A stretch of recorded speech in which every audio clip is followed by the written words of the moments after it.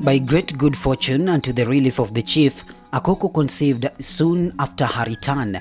He had hoped that he would get some respite from the many oblique statements about his monogamous and one-son state.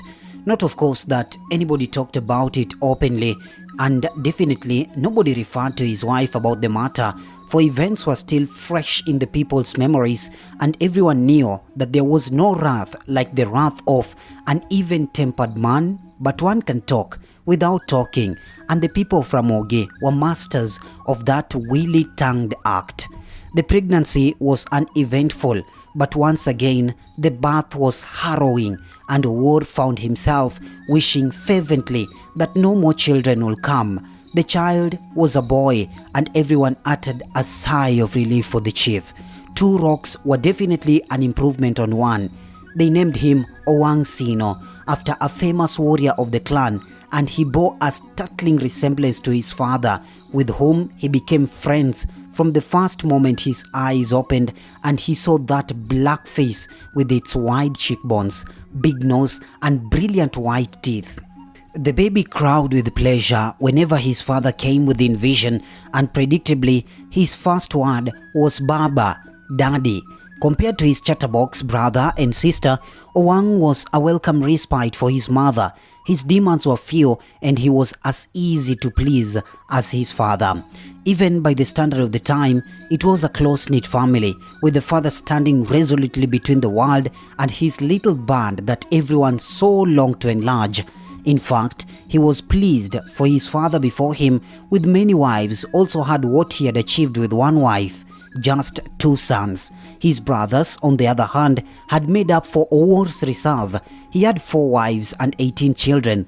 The gap between the brothers had widened considerably. This was worsened by the fact that Otieno was a weak man who seemed to have a knack for marrying one shiftless wife after another, with the result that he was almost entirely dependent on his brother. This he took only as a rightful due, which could not have been too bad had he not been extremely jealous of his brother, whom he also hated with venom. In his heart, in spite of his many wives, he desired his brother's wife, who seemed to get younger every year instead of getting older. Even his youngest wife, who was still in her teens, could not compare with Akoko, with her flawless skin and still very trim figure kept by hard work.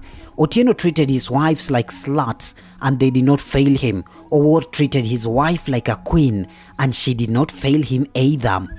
The season ran into each other swiftly and silently, and soon the children were half grown. However, the world was no longer a quiet and predictable paradise. Rumors and whispers had reached this far of happenings which were strange, to say the least. A footloose wanderer, the name of Ambere Kongoso, who went as mysteriously as he came, had brought stories of Yorochere, the white-skinned people who now ruled most of their land. Their magic was incomprehensible, for they could kill with a mere puff of smoke and bang from something that resembled a pipe. Instead of walking, they used swift-moving little metal houses which had eyes that shone like the moon at night. And wonder of wonders, they were building a long snaking metal on which it was said that a contraption which looked like a caterpillar carrying many goods could move. They were on the whole a strange people, avid and arrogant. People only half believed Ambere's stories. When he next left, a young man called Nyaroche left with him. He stayed away for almost a season. They came back with many exciting stories about something called pesa, made of small flat round pieces of metal which could be used to buy anything. And where does one get this pesa from? Asked Obura, now a strapping lad of 16, just on the threshold of manhood. He was already 6 feet tall, very quick on his feet and with his mind. He was curious about everything and learned everything with equal avidity. But he was very restless, and were it not for his mother, who did not take kindly to people who dodged their duties, he would have spent the whole day listening to the exciting stories of Ambere and Nyaroche. Well, you work for a white man or for an Indian and he pays you with pesa. How easy. Obura was not afraid of work. His mother had seen to that. His questions flew thick and fast until Nyaroche said to him, "Why don't you come with us next time?" What? Me? What nonsense. You know, I am next in line to be chief. I can't just leave my duty and go walking about. All the same, he was curious and he kept coming back for more. One day, he broached the subject with his mother, to whom he was very close. Mother, do you know that I am almost 17 seasons and I have never been anywhere except Imbo to see my uncles?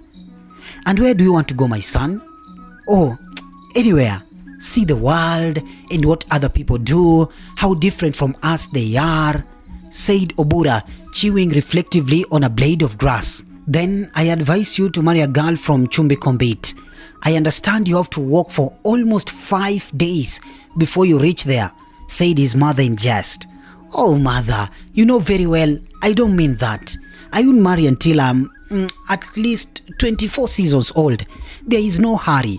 Besides, I won't marry until I meet a girl exactly like you. Girls can be so empty-headed. Obura remonstrated his mother. It seems I don't give you enough work. Only an idle mind can think up such nonsense. You're the chief's son. It is your duty to marry as soon as you can and provide grandchildren for me. Besides, only Were knows where this world begins and ends, for he made it. You could walk for the rest of your life and not reach its end. Now go and help the herdsmen with their task. You have become such a layabout. That evening, Akoko spoke to her husband about their restless son. My chief, do you know that shiftless Ambere and his useless friend Nyaroche are filling your son's head with idiotic ideas about seeing the world? Seeing the world? Yes, he has decided that this place is not the world enough for him. Is that so? Exclaimed Owang, rather startled, for like most fathers, his son's fast growth had crept on him almost unnoticed. The next day, he took Obura for a walk, ostensibly to go and examine distant herd of cattle. My son. Yes, father. How old are you now? Almost 17, father. Really? And look at you. You are a man already. You have grown very fast, my son. Thank you, father. I think you should start looking for a girl, my son. I will send out Jawangyo to all clans of Ramogi, which are not consanguineous with us, to look around for a suitable Mikai for you. Oh no, father. Obura was quite taken aback. He was just not ready for marriage. Yes, my son. I myself learned the hard way. My father died and left me a bachelor.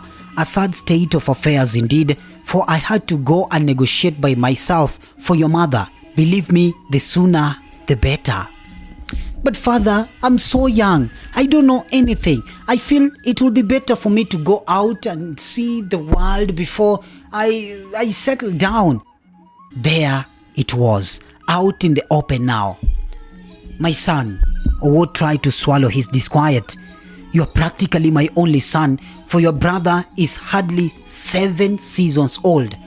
Do not take your duty so lightly, for the chiefdom has been in my family for generations. All young men feel as you do. It will go away and you will realize that what I am saying is true. Father, even if I go away, you can trust me to come back. I would like to see the Jorochere, the white people and their magic. Maybe I might even make some pesa and bring many useful things from out there. I hear these people also have powerful medicines for any fever. Please give me your blessings and let me go. No, my son, anything else but that. It will be tempting fate. Maybe when you're married and have children, I might consider it. Now you are too young to know what you are asking of me. Please forget these things that those two layabouts are filling your head with. Later, the chief called Ambere and Nyaroche and warned them of dire consequences if they did not stop filling his son's head with their stupid talk.